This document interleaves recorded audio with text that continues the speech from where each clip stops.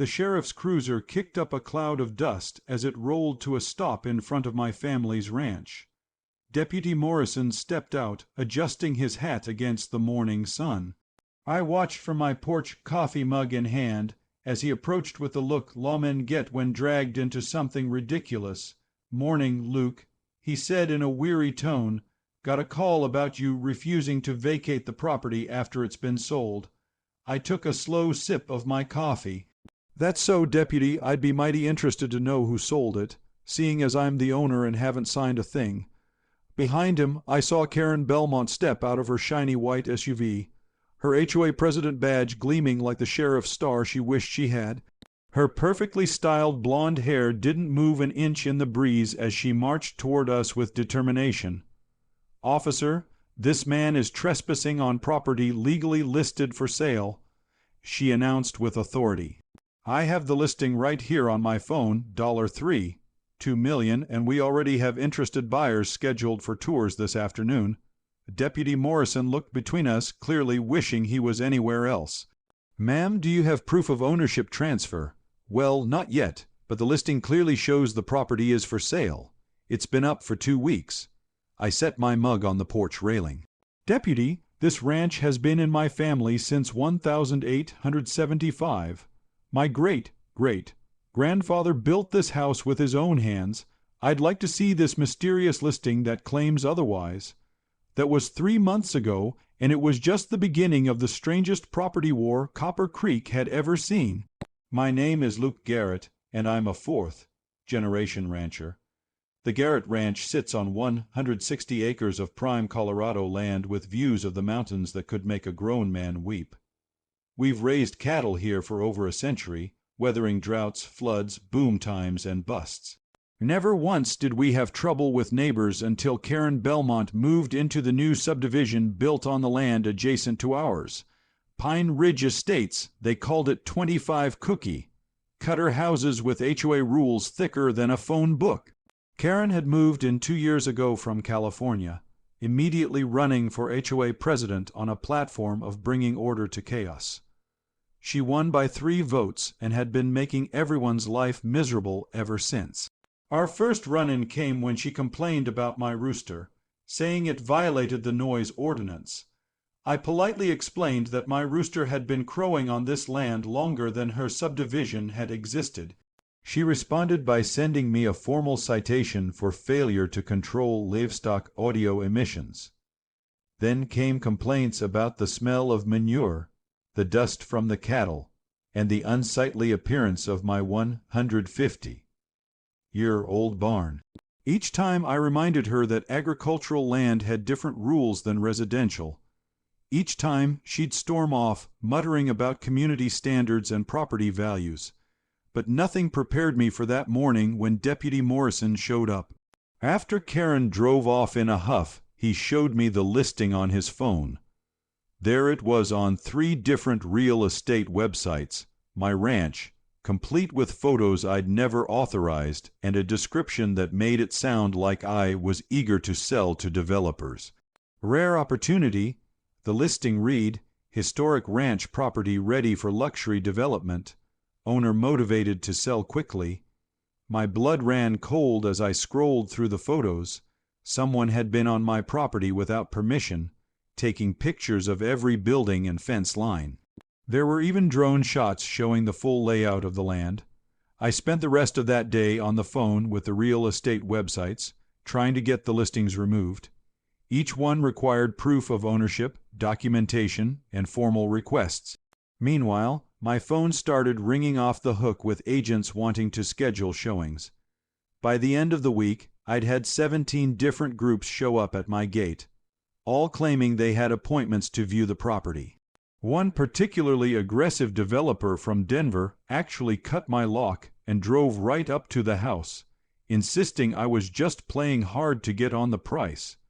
That's when I knew this wasn't just Karen being a nuisance. This was war.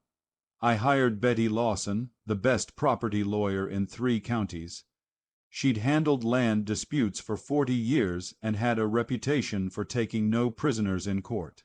When I showed her the listings and the forged seller's agreement I'd finally obtained from one of the websites, Her eyes lit up like a predator spotting prey.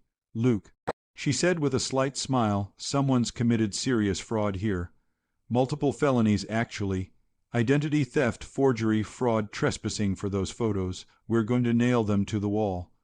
While Betty worked on the legal side, I did some investigating of my own.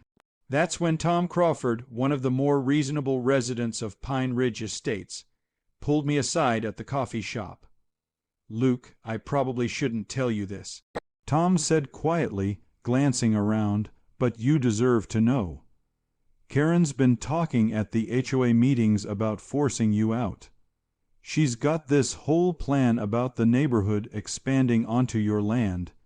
She even showed us architectural drawings for a Phase 2 development." "She showed drawings of my property?" I asked in disbelief. Tom nodded.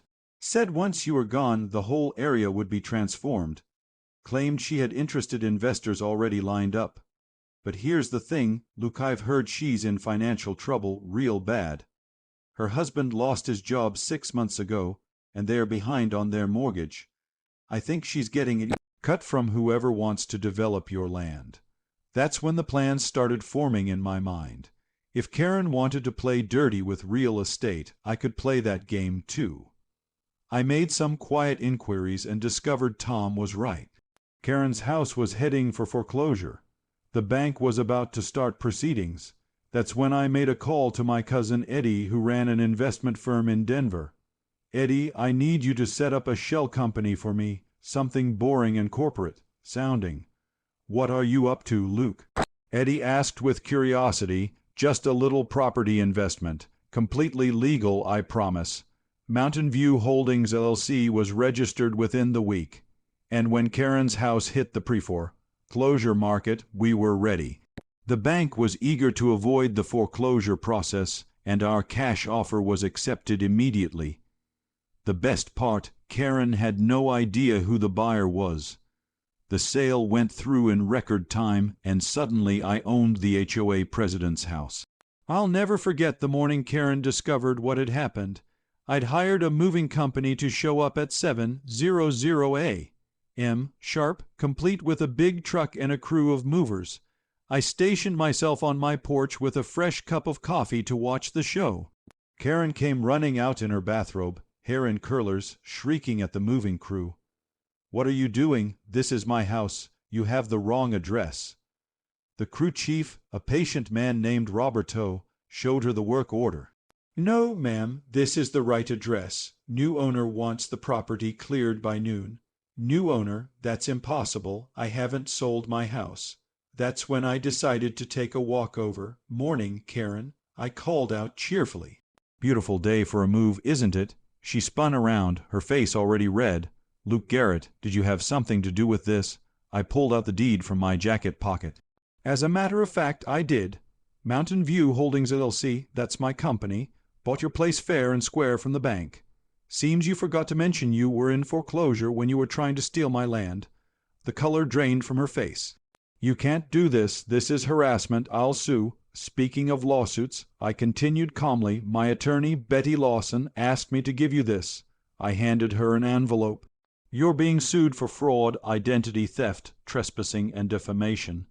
See, we tracked down who posted those fake listings of my ranch. The IP address traces right back to your home computer." Karen's hands shook as she took the envelope. "I don't know what you're talking about." "Sure you don't. By the way, you'll need to move your car. I'm having some construction equipment delivered this afternoon. Over the next 3 days, I had the greatest time of my life. Every morning, I'd have construction equipment delivered right at 7:00 a.m. A backhoe here, a cement mixer there, and I made sure to place them strategically, completely blocking Karen's driveway. When she'd come screaming out, demanding I move them, I'd simply remind her that it was my property now. "You can't block my driveway." She yelled on the second day, "I have rights, actually." I said, consulting the property map, "According to the survey, your driveway extends 2 feet onto my property. So technically, you've been trespassing every time you've used it. But don't worry, I'm a reasonable man. I'll grant you an easement for $10,000 a month. Her face turned purple. $10,000. That's extortion. No, that's the fair market value for commercial access rights. I had it professionally assessed. Of course, if you'd prefer, you could always park on the street and walk. By the third day, word had spread through Pine Ridge Estates about what was happening. The other HOA board members called an emergency meeting. I heard about it from Tom later. Apparently, Karen had tried to rally them to take legal action against me. But when they learned about the fraudulent ranch listings and the pending lawsuit, they wanted nothing to do with her. She stood up there for 20 minutes ranting about property rights and community standards. Tom told me with a chuckle. But when Harold asked her point blank if she'd really tried to sell your ranch without permission, she couldn't deny it. The vote to remove her as HOA president was unanimous. Well, except for her vote. The best part came when Karen decided to lawyer up and fight back. She hired some fancy attorney from Denver who showed up at my ranch in a three-piece suit and shiny shoes completely unsuited for ranchland. Mr. Garrett, he said with a condescending tone, my client is prepared to take this matter to court. This harassment must stop immediately. Betty Lawson happened to be there going over documents with me. She stood up, all 5'2" of her, and smiled at the fancy lawyer. Wonderful, we're eager to get to court, too. In fact, we've just added charges, conspiracy to commit fraud, since we found evidence your client was working with a developer who promised her a finder's fee for Mr. Garrett's ranch. Would you like to see the emails? The lawyer's confident expression faltered. Emails? Oh, yes. Betty continued sweetly. Your client should really use stronger passwords. Password 123 isn't very secure, but don't worry, we obtained them legally through the discovery process. The one where she discusses getting a $500,000 kickback is particularly interesting. That lawyer was back in his car within 10 minutes, and I never saw him again. The court date came 6 weeks later. Karen showed up with a different lawyer, a hairy-looking public defender who seemed to know he was fighting a losing battle. The evidence Betty presented was overwhelming. The forged documents, the fraudulent listings, the emails discussing the kickback scheme, even security footage from the coffee shop's camera showing Karen taking photos of my property survey from the county office. Judge Harrison, a no-nonsense woman who'd been on the bench for 20 years, didn't take long to reach her verdict. Mrs. Belmont, she said sternly, what you've done here goes beyond a simple neighbor dispute. You've committed serious crimes, identity theft, fraud, conspiracy, and attempted grand theft. The fact that you used your position as HOA president to try to legitimize this scheme makes it worse. Karen stood there, her usual confident demeanor completely shattered. I'm ruling in favor of Mr. Garrett on all counts. The judge continued, Mrs. Belmont, you are found guilty of fraud and conspiracy to commit grand theft. You're sentenced to 3 years in prison, suspended to 18 months with 5 years probation. You'll also pay restitution of $250,000 to Mr. Garrett for damages and legal fees. Karen's knees buckled. Her lawyer had to steady her as she gasped out, $250,000. I don't have that kind of money. Then I suggest you sell some assets. Judge Harrison replied coldly. Court dismissed. As the bailiff led a sobbing Karen away, her perfectly styled hair finally disheveled, her HOA president badge falling to the floor with a small clatter, I couldn't help but think about how it all started with a simple noise, complaint about a rooster,